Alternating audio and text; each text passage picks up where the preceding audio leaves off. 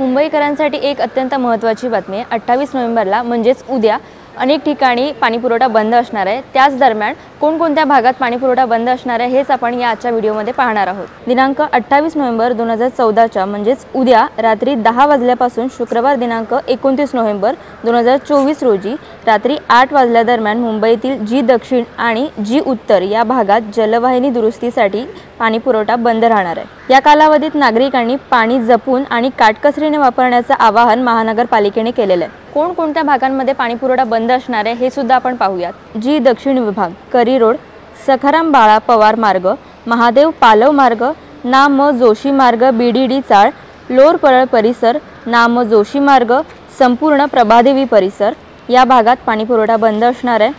त्यासोबत जी उत्तर विभाग म्हणजेच सेनापती बापट मार्ग, LJ मार्ग, वीर सावरकर मार्ग, गोखले मार्ग, अरुण कुमार वैद्य मार्ग या भागात पाणीपुरवठा बंद असणार आहे। त्याच्यामुळे पाणी काटकसरीने वापरा असं आवाहन पालिकेने केले आहे।